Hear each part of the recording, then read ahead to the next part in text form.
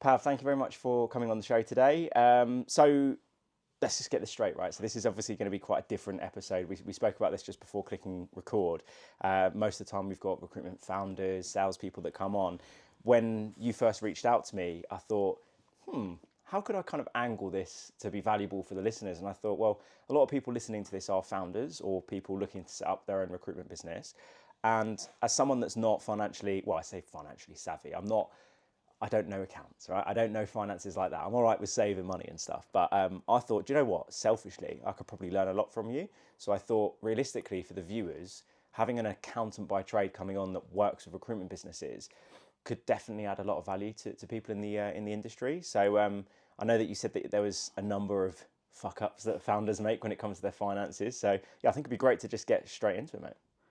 Yeah, no, thank you. I think perfect timing, right? We've just passed the tax season.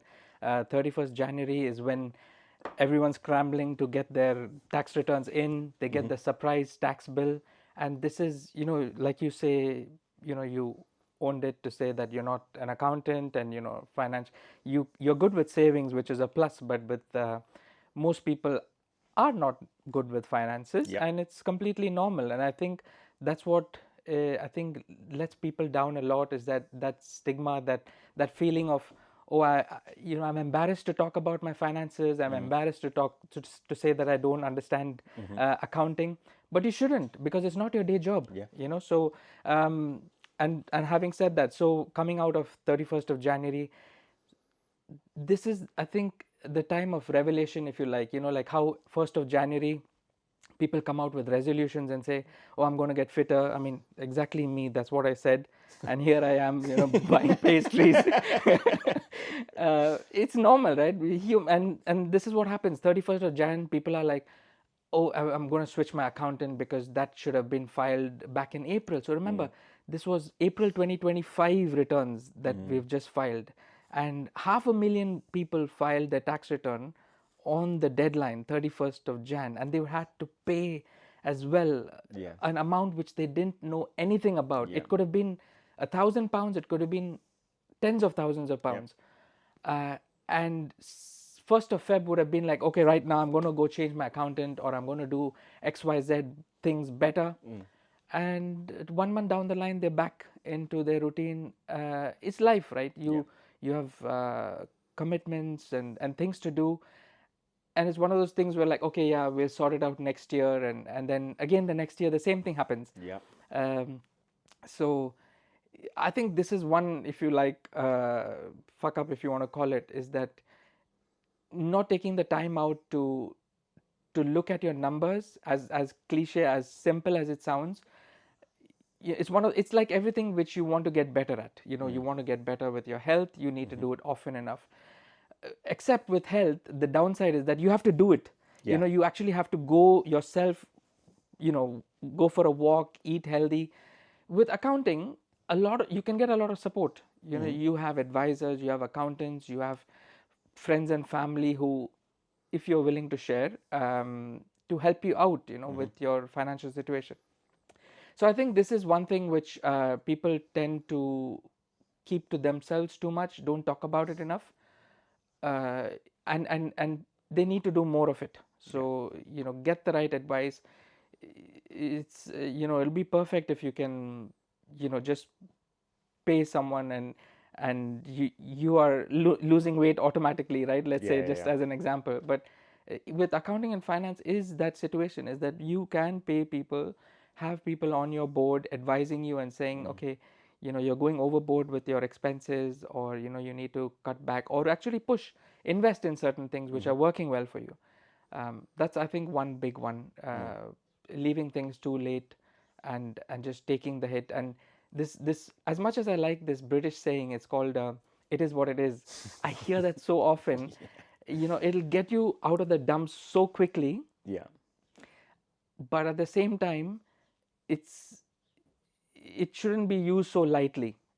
I think for a lot of things in life, like, my wife hates it when I say it is what it is. Like, we can't change it. But I think when it comes to things like finances, by sitting there and saying, oh, we don't have any cash flow left, and we're not going to be able to pay the rent on the office, or mortgage, it is what it is.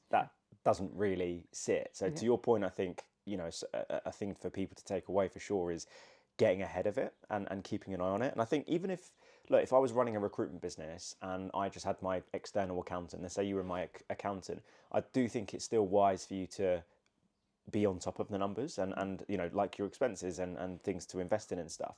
Because I'm certainly guilty of just texting my accountant a week before I think my VAT should be paid and saying, how much is it? Yeah. When really I should be a little bit more on top of it. So I think for sure, in terms of like the fuck up people make, that first one is definitely a thing. So what would you say then? Let's think about this when a person is setting up a recruitment company, like new founders or solo founders. It's a lifestyle business, but they're thinking about growing it. Yeah. Aside from like, you know, leaving things to the last minute and stuff, when they're setting up and trying to get to grips with like the finances, what advice would you say, or what would you say perhaps are some fuck ups people make when they are early on in their journey? Yeah, that's a good one. I think because there's so much information out there now with, it was Google, 5-10 years ago. Now, past few years, it's AI. It's so easy to to look at accounting as an expense, as a cost and say, oh, I'm just going to wing it, or I'm going to DIY it.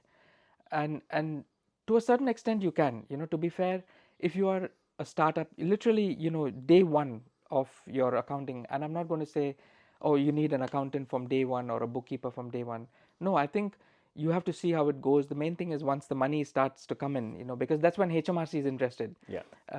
That's what catches people out. When you're starting, when the ball gets rolling and you feel like, okay, now I need some visibility of, I need to know, everyone knows tax is inevitable, right? So the tax is going to come at some point.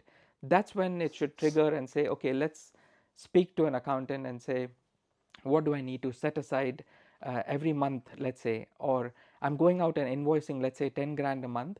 How much do I need to set aside for VAT, or how much do I need to set aside for corporation tax? Most people, I mean, I would say at least have some sense of VAT. So they would think that, okay, this is, it needs to be paid to HMRC, but many business owners would just go ahead and even take that money out of the business.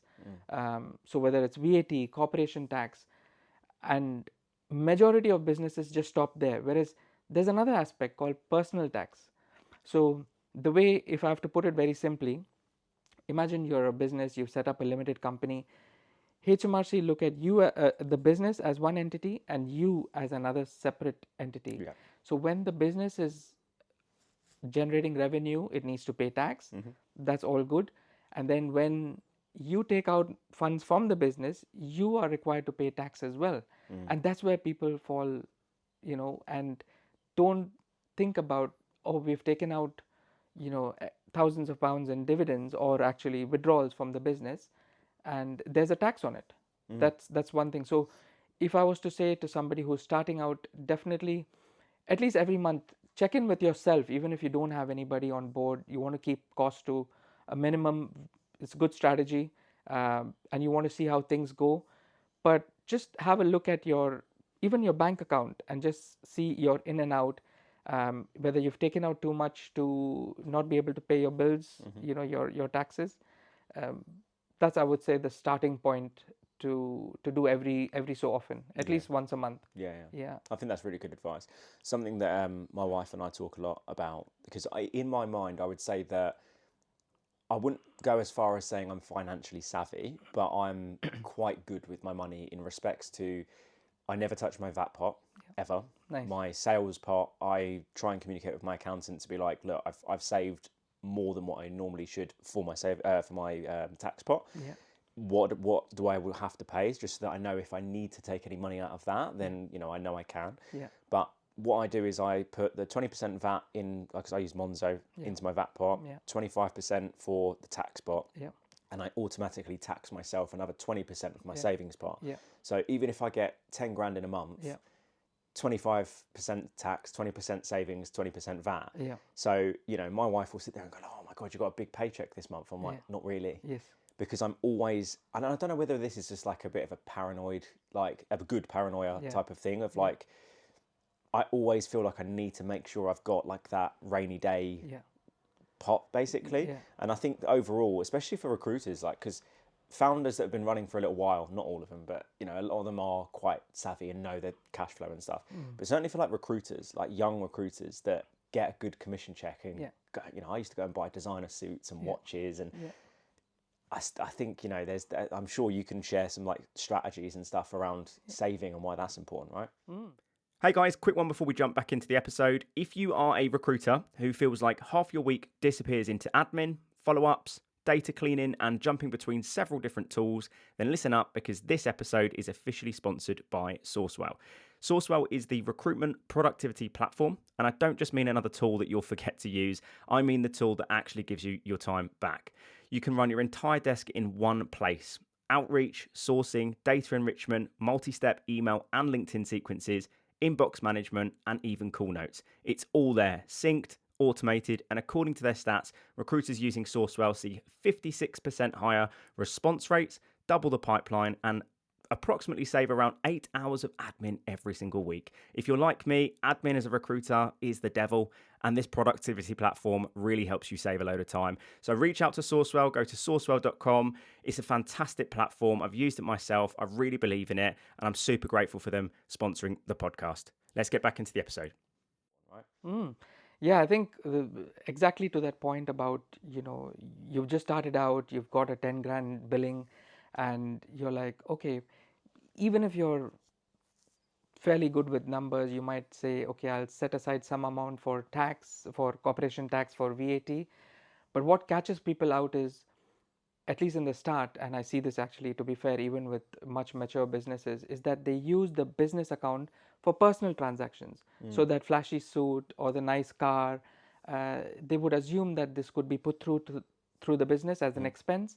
And because it's not their money, they feel that the first, I think, misconception is that it's, you know, they'll get a tax rebate on it. The second could be that they don't have to worry about it. But actually, it comes back to bite.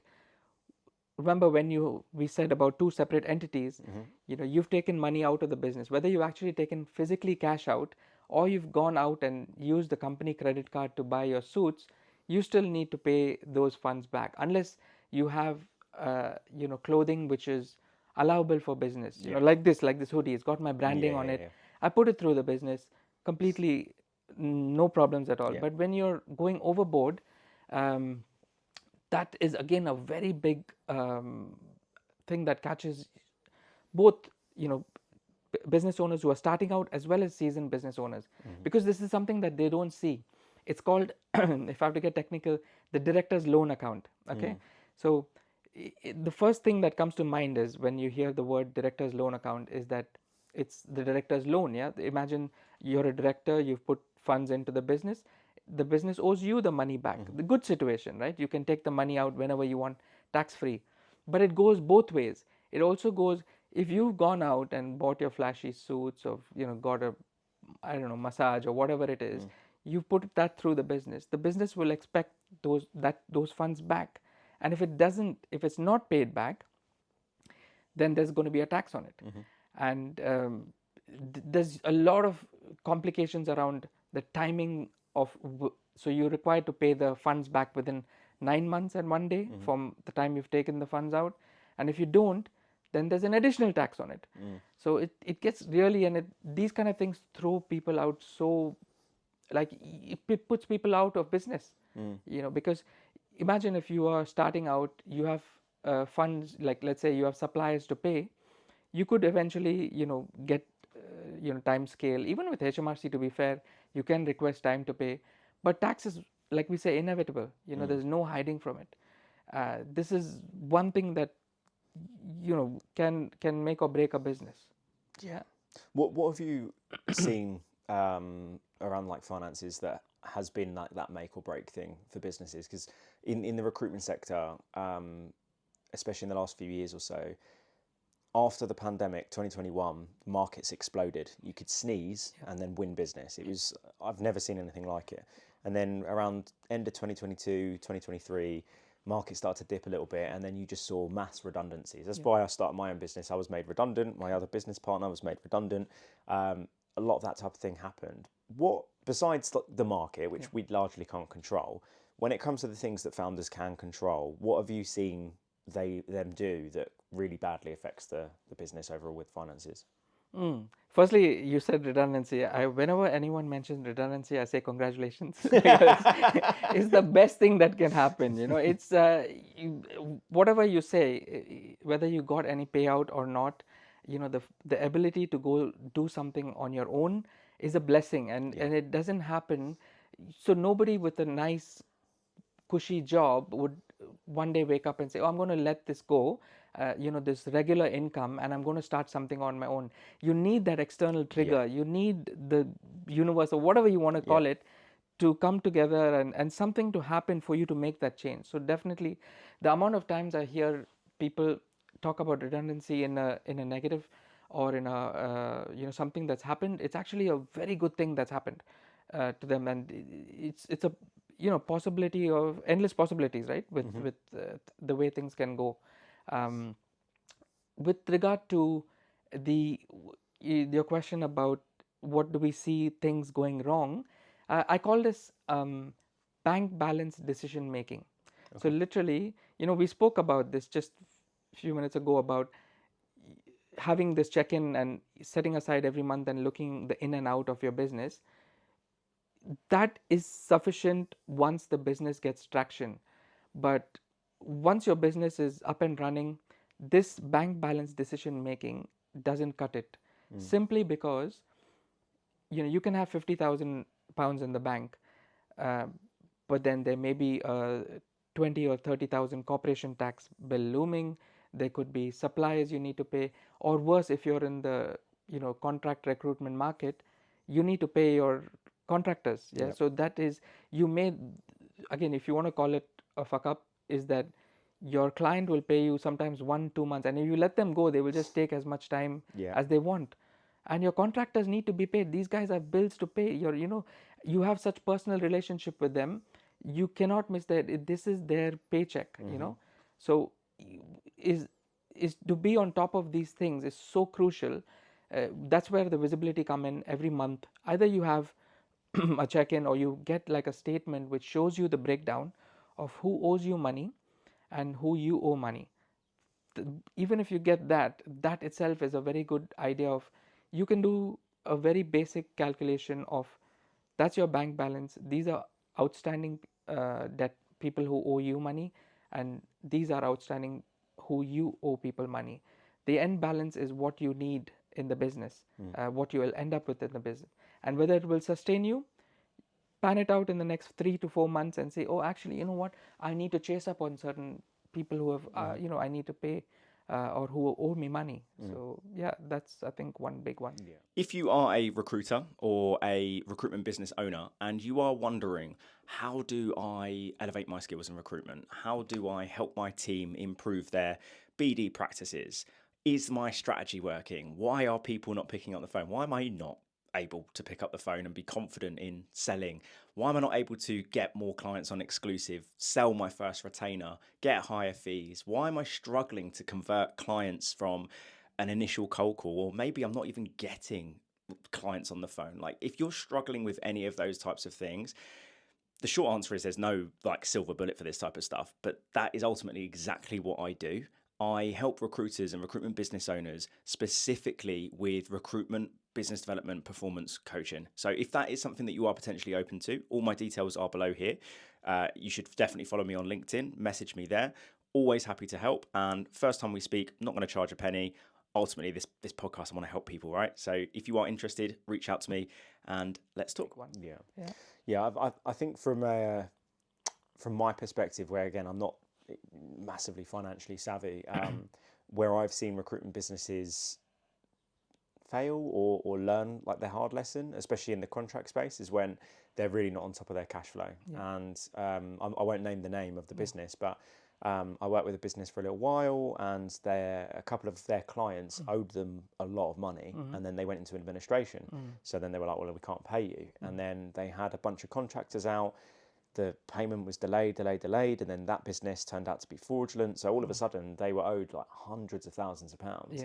And then they said to me, it was like, look, we we can't pay you, like not yet. We will pay you, but we have to delay people's commission, like just bear with. And again, like the layman's term of it was the fact that their cash flow was just annihilated, and then they had to rebuild that up before they could start investing into other things and whatnot. So I guess from a founder's perspective, and you might have already answered this in some way, but in terms of managing cash flow and how important that is, like what would you say is like some tips from an accountant's perspective on that? Yeah, I think this textbook answer is request for management accounts from your accountant. Yeah. This is, this would solve, it's meant to be a guide for you to see where you are in your business. But from experience, people don't look at the management accounts. Business owners, they don't know what they're looking at. Yeah, I have business owners. I'm like, okay, yeah, you send me a nice PDF, 6-7 pages long, but I don't know what I'm looking at. This when I started out back in COVID, and I thought I will, have an edge on other accountants and make it pretty with visuals and graphs and things like that. I was investing so much time on preparing these management account packs, and clients weren't opening them.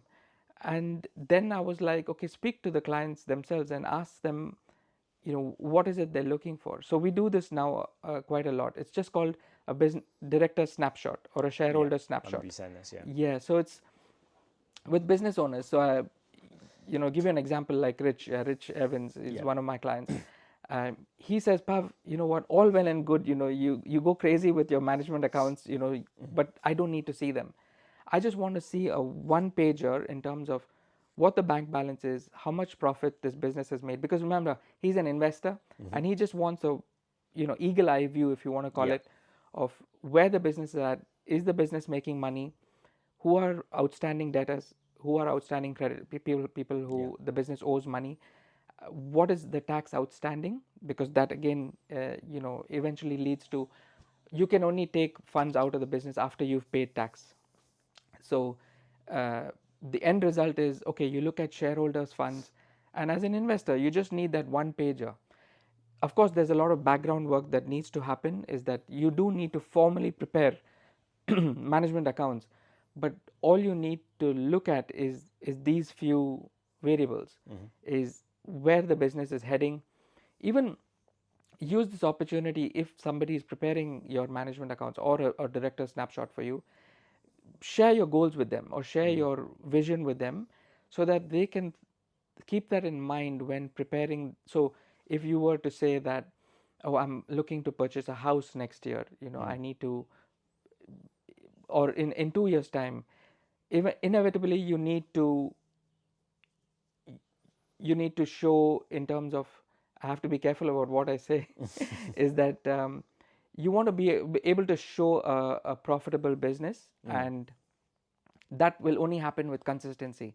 Your lenders will look at a track record. They will not accept, a final withdrawal just before the mortgage application of tens of thousands of pounds.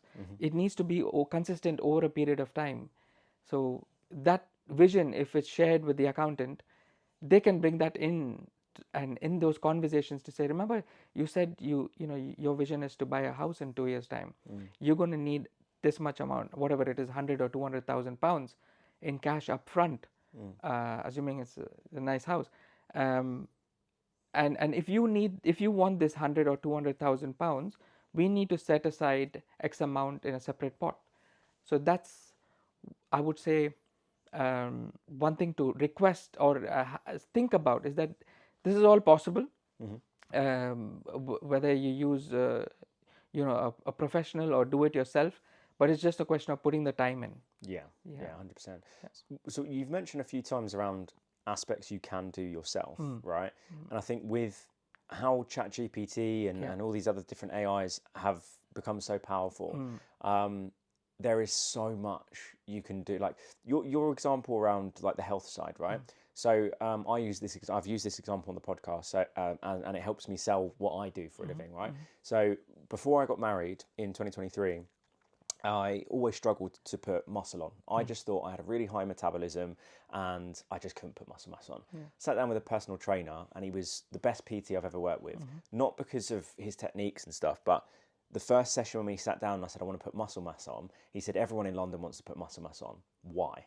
And he really got into my need and really understood why I wanted to do that. And his first question was, how much are you eating? And I was, probably this. He went, well, to your point around accounts, that's not fact. You're just probably this. Yeah. We worked out I was probably eating about 1,500 calories a day. Yeah. No wonder I couldn't put muscle mass on, right? I wasn't specific. So anyway, long story short, he put me on this plan, super high calories, loads of protein, and he taught me how to lift correctly because my lifts were, I taught myself I was going to cause an injury. Over the course of 3 to 5 months, I put on 5 kilos of muscle mass. I've still kept it to this day. My lifting form was like tremendous after working with him, and it was such a good experience. Now, prior to working with him, I got all of my fitness and diet stuff from Instagram, Google, etc. So this is why I say to people, for certain things, like for coaching, training, for finance, there are certain things you can go on ChatGPT and you can Google and you can get ChatGPT to make you a budget for you and all the rest of it. But there's a certain time where you need to look yourself in the mirror and, like my example, I wasn't able to put muscle mass on. Why? There are going to be some founders listening to this that go, yeah, why aren't we that profitable? Why is this an issue? Like, what's happening with that? There's only so much that those things can do if you're not savvy with them, if that makes sense. Yeah. So I guess my question to you after my little ramble there is, if I am an established founder or even a new founder or someone that is thinking I'm going to set up my own business, what would you advise them to do themselves? And at what point would they need to go, okay, all right, ChatGPT's done a job, but I need to go and get an accountant now, or I need to get someone to work on that, for example? Oh, that's a great question. I think now, because with so much of development in AI, if you ask me the same question 2 years ago, I would say, just ask, understand what's a PNL, and, just ask random questions to, or imagine you're a 7-year-old, give me the response in very layman terms. That was a capability. But now, AI has become so powerful that you can, to a very great extent, use AI to do a lot of the the explaining, the things that you're embarrassed to ask about, because the stigma around, or people think that they're not good with their finances. Yes, but it's just the question of, do you have the time and the accountability? With AI, it's like anything else, right? If you have a deadline, then you're working towards it. Like tax returns, you have a deadline, and if you want to learn along the course of your business, absolutely fine. It will help you make better decisions. Just recently I was playing around with some financial modeling for a client, and it was fantastic. It gave me such, not only the visuals, the numbers were fairly accurate. When I say fairly, it gave me responses based on what I knew, what I was expecting. So that may catch people out to an extent, but I don't think nowadays the prompts are, it's thinking for the person asking the question as well to an extent, I think. So it's a tool that you can use alongside having a professional, but just like, with a coach, and exactly like you in your situation, you mentioned you were very happy with somebody. The same was with me about 4-5 years ago. No, this was actually pre-COVID.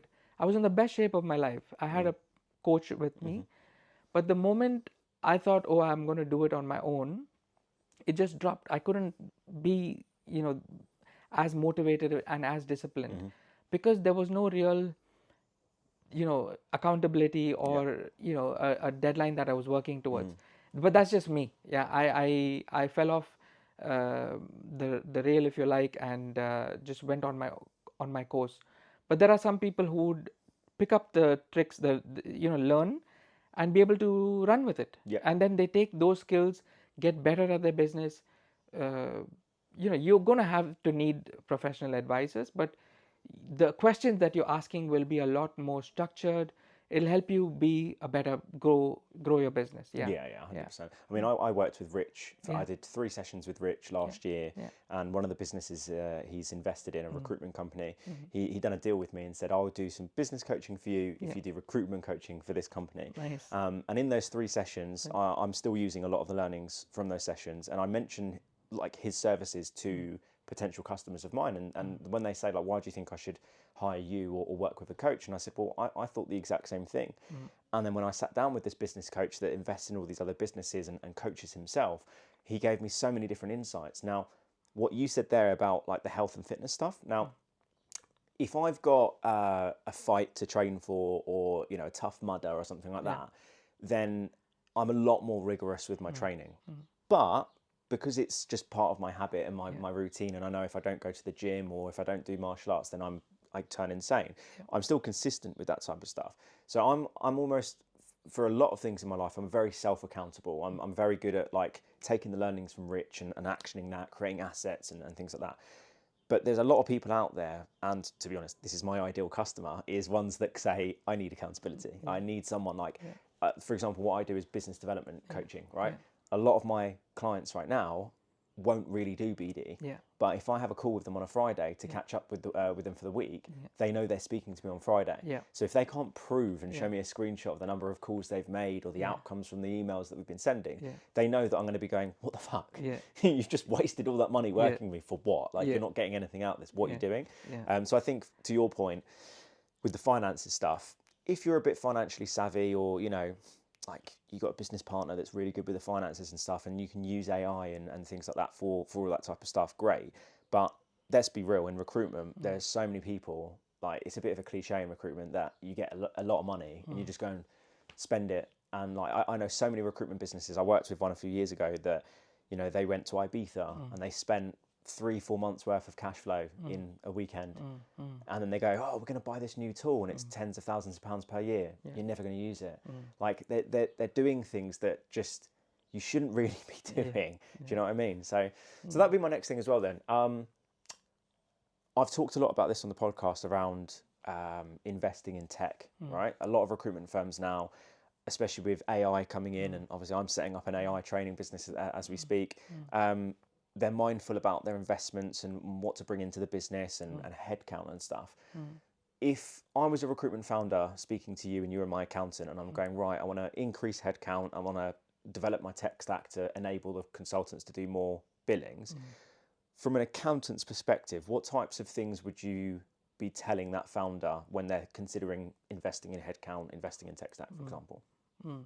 I think it comes from the moment once business comes in, when you have that affordability and you reach a point where it's sort of the way I've seen businesses grow is have this approach towards whether it's any fancy new tech, what do they call it?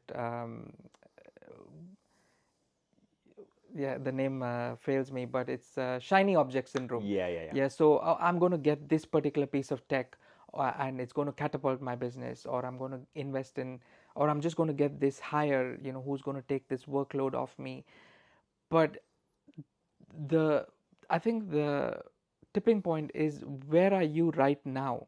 Like in coaching, you want to see, of course, you want to understand where you have been to understand what the business is about, but where you are now and where you want to be. So if at this point you are bringing in the funds, you are bringing in business, that's when you take a decision and you're like, okay, what is the pain point in my business? Where is the bottleneck? Is the bottleneck got to do with I'm not managing myself, which is often the case, as you know. You invest in coaching, you invest in hires. If it's something where like you sound like you are on top of things, and if you are running a recruitment business, you would need the tools and the right people to help you grow quicker, so invest in technology. So I would say that if you have when I started, just before COVID, when I wanted to set my business up, and I would speak to friends and family about, I want to do this, is like the first question, it's always these ideas, I can speak in layman terms, is my strength, and I'm good with numbers and I'm good with presentations. The first question, where's the client? So how are you going to get the client? And that's actually my biggest weakness, if you like, in terms of I'm not a BD person. I can't go out and pitch to an audience, and it's just not me. I say this to Rich, and Chris as well, his partner, is that you give me two options, either take a punch in the face, or you or you go do a cold call. I'll take the punch in the face. I just can't with something with this outreach. So that's what we're working on in terms of how do we make this work that is doable, and you're also moving the needle in terms of bringing clients in. So I think, I hope I answered the question, is that to see where you are at and then invest in those, whether it's an additional hire, whether it's tech, because every day is a changing landscape. Today you have people talk about recruiters being replaced in 2 years time. Yeah, it's same with accounting.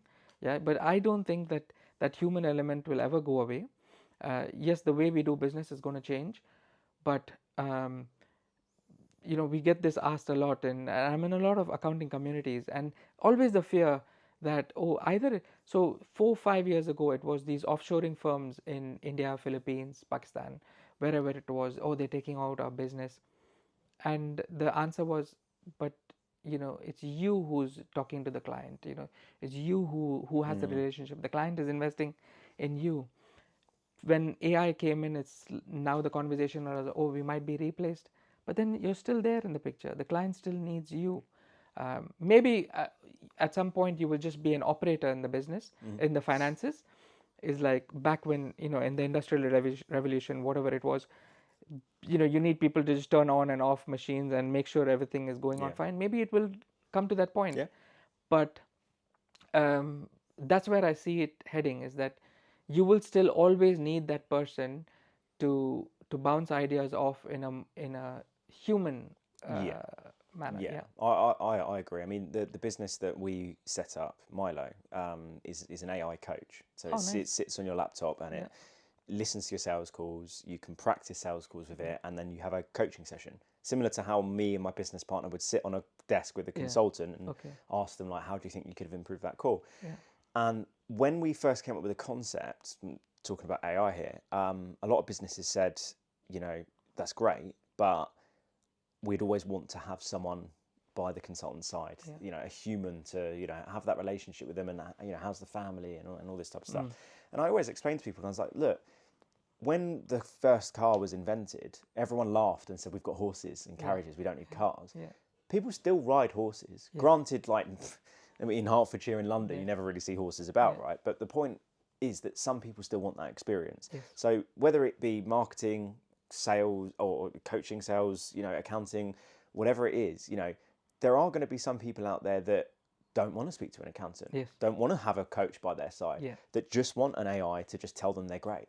But there are still going to be people that, and even in from an accounting perspective, if I've got an AI that does all my taxes and all my accounts for me and my bookkeeping, gives me that little snapshot that it creates, I'm still going to want someone, and maybe I'm wrong, but I'm still going to want someone in my finance team to be like, I'm thinking about getting this bit of tech stack, where are we at? And then the finance guy is talking to AI and talking to him and go, why do you want to invest in that tech? Where are we now? Like, I still think people are going to crave that human interaction. And I think, look, this might be a bold future assessment of like AI and stuff, but I think there might be a time in the next few years where AI is going to become so prevalent that people are going to kind of crave that human interaction, maybe. I don't know. I just think that, I've been in my office upstairs working from home for the last 2 weeks, and the only time I've gone into London is to meet with potential investors and some clients and stuff. But, it's got to a point where I'm fucking sick of ChatGPT. I'm like, I want to speak to a human. I want someone to, instead of ChatGPT saying that's an amazing idea, I want someone to challenge me, because unless you prompt ChatGPT correctly, it will just agree with you the entire time. So I don't know, that I think maybe in the future that people will still crave, that human interaction. Absolutely. This reminds me of a time, during COVID, when quarantine and so less human interaction. There was a point when I would consciously make a decision to use the checkout with the person on the till, just to have that conversation, because it reached a point where, like, you have apart from your family, you're not talking to anybody. And that was, for me, my me time, is that I'm just going out doing normal things, what people would do. But today I'm back to using the self checkout. But at that, and it'll reach to that point, is that where you need that conversation. And to your point about AI agreeing with you, maybe it'll reach a point where it'll get smarter than that, and it'll start to challenge you. But I think it goes beyond that. It's sometimes when people are having this one-to-one conversation face to face, which is why I chose to be here, is that you open up various ideas and thoughts. Sometimes it's not just, and I'm sure you experience this with coaching as well. You're coaching a client, and just the fact that the client is sharing their story or whatever challenge that they have, they know the solution. It's just something like a reaffirmation or whatever you want to call it, and you don't need to sometimes say anything at all, and they've got the answer. Yep. Yeah. That's the beauty. I was speaking to my business partner about this yesterday. We were talking about the branding for Milo, and I said the number one challenge in recruitment is that a lot of business owners don't understand the difference between training and coaching. Yeah. So they always say to me, "Oh, you're a sales trainer or you're a recruitment trainer." I'm like, "Yeah, but I'm a coach." Yeah. And they're like, "What's the difference?" I'm like, "Well, a trainer will open up a PowerPoint and say, this is how you make a cold call. This is what an intro should be, right? And granted, you can make it very interactive and stuff, which is what I like to do. But with coaching, it's, you know what a cold call is. You know what the format is. What are you doing now? Why do you think that isn't working? How do you think that could be improved?" And I've got one particular client right now that hadn't done recruitment before he set up his business, right? Which I hear a lot of these days. And he said something to me, he was like, "Charles, this is why I pay you, so you can tell me." And I'm like, "I get that, but I think you know the answer." It's like, what part of that intro do you think is not working? He went, "Mate, I don't know. That's the point." And I said, "Okay, cool. So you've said X, Y, Z. So if you were to say it slightly different, let's just spitball some ideas. What would you do differently?" He went, "Well, maybe if I swap that part and that part." I meant, "So you know the answer then?" Is that the answer? I'm like, yeah. He's like, "Oh, right." And then all of a sudden the learning gets really integrated because they feel like they've come up with the idea themselves. Because I know the answer, and it's so, my number one, like when I first started getting into coaching, my facilitator, Ricky, he always said to me, he was just like, "I know you know the answer, just ask the question and shut up. Let them come up to the idea." And I'm like, "Yeah, but what if they say like they don't know a couple of times?" He was like, "Ask it a different way. You just have to keep asking it a different way." And don't get me wrong, I've learned now, like when you work with like junior consultants that haven't done sales before, and they're like, "I don't know what that means," then obviously you need to tell them. But it's really, really interesting. Cool. Well, look, I'm conscious of time, Pav, and I really appreciate you coming around the house. Like you said, I think it's so much better to do these things in person, and I'm grateful the dog has actually calmed down now. It was a bit mental for the first 5-10 minutes, wasn't it? But as you know, I finish every episode with the same question. It'll be a unique perspective coming from sort of a finance perspective here. But following today's episode, how can people get 1% better in recruitment? So I think, to start off with, just having a catch up with themselves, this is a bare minimum, to set a time in your calendar, time blocking, whatever you want to call it, once a month, no negotiations. It can be as, first thing in the morning, if you're a morning person, late at night, but no matter what happens, you meet that time. And even if you're not doing anything, even if I say anything, but even if you have to just go onto your Xero and just look at your transactions, look at to start off with, see if you can categorize certain transactions for your accountant. Hopefully they will review it before they submit your VAT return. But I think that check in with yourself, just looking at your finances. There are a lot of tools. It's unlimited. I can always say, "Oh, I have this scorecard," and have a go at it, and you'll see where you are. Or there are these spreadsheets with, but it all comes down to you setting aside time, but at least once a month. Look at your finances, see where you are. Use just one notebook which you have just on your finances. It's such an integral part. This is what I would do, is that if I want to get better at one thing, I would just keep one physical, tangible item in front of me, like a notebook, that reminds me. And it's even better if it's a notebook, because you can always reference your journey. You can see where you started. Unlike digital, it's like, yes, of course, everything can be captured, but how often do you actually go back to the various pages? But once it's physical, it comes to life, I think, the way I look at it.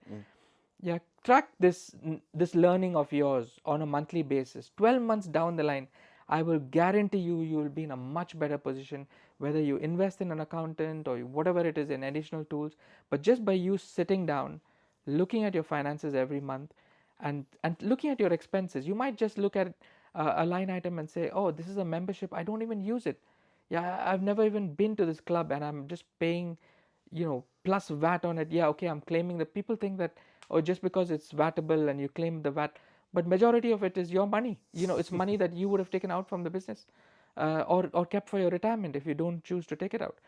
So all of that, as cliche as it sounds, every little helps. It's just that every month, that check-in, time blocking, that itself is a win. And you say 1%, that I think, it compounds. Yeah. So, yeah. I mean, in terms of your answer, 1% better, it compounds. This is perfectly said from a sort of accounting perspective. Yeah, I'd certainly agree. I've done something similar actually on that recently. At the start of the year, I've got a spreadsheet that shows my monthly, quarterly, half-yearly, yearly income, my VAT, etc. And then I had a separate sheet on the Google Sheet for personal bills, work bills, annual bills, etc. And I went through it. I made tables on Excel, made it look a little bit more aesthetically pleasing and easy to kind of organise and stuff. And then I was going through and I was thinking, I'm sure I'm paying more a month on my personal card, like my direct debits and whatnot. And then I went on Amazon, and the Amazon Prime yearly subscription is however much, 80 or 200 quid or whatever. But I was paying like £7.99 a month for Paramount, £4.99 for this, £5.99 for that. I was like, the fuck are they? I was like, how long have I been paying for this for? And I looked through it and I was speaking to my wife and she's like, oh, I watched Below Deck on this thing. I was like, since when have I been paying this? I had no idea. And because it's not as easy, because not all of them pop up, because I use Santander for my personal banking. It wasn't coming up as direct debit. So I had to do a proper deep dive into all these different things. I was paying like £60, £70 a month on things I don't use. It's just crazy. So I think, it's a brilliant thing to end on. Exactly. It's one of those things. And, to that point, if you turn it on its head, if you really want to set up something, find a way where you can charge. You can be the person charging the direct debits, so people forget about it. Yeah, true. That's my goal at least. Yeah. That's where. Accountants unfortunately have work to do. But you can set up, a business where it's a learning platform or whatever it is, and people are paying certain amount, and you're winning. Jokes aside, but it's one of those things where if you're keeping an eye on your expenses, it pays off in the long run. Yeah, 100%. Cool. Well, before we wrap up, who should reach out? So anyone that listens to this, what types of people should reach out to you, and how would they get in touch with you? Yeah, so any agency owners, whether startup or mature businesses, depending on what stage they are at in the journey. So I personally also do face-to-face, so one day a site at clients' offices, depending on their requirements. Anyone needs a bit of hand-holding, somebody to speak in plain English, and just help them with their finances. Yeah, wicked. And I'll put your LinkedIn profile at the bottom of this as well, and I'm sure there'll be people that I can put in touch with you either way. Nice. Yeah. Thank you very much, Pav. Really appreciate you coming around. Thank you, Charles. Thank Cheers. you. Cheers. Thanks so much for watching or listening. Make sure that you are liking, commenting and subscribing / following the show, whatever platform it is that you are watching / listening to this on. Also make sure that you follow me on TikTok so that you don't miss out on some clips. The monthly newsletter gives you a roundup of the episodes that happened in that month with some actionable takeaways for you guys that's going to help you get 1% better in recruitment. I would love for you to comment or message me what your biggest takeaway is from this episode. And if you or someone that you know is interested in coming on the show, as you can see, we have had such a broad variety of people that have come on the show, all in the aim to get you guys 1% better in recruitment. So if you want to help support me with the show, make sure that you're getting people in touch with me, and also just reach out to me as well around the recruitment coaching training piece. That's ultimately how I fund this podcast, right? But loving doing this. Thank you so much for watching and listening. Can't do it without people that watch and listen to this podcast. Thank you so much, and we'll see you next week.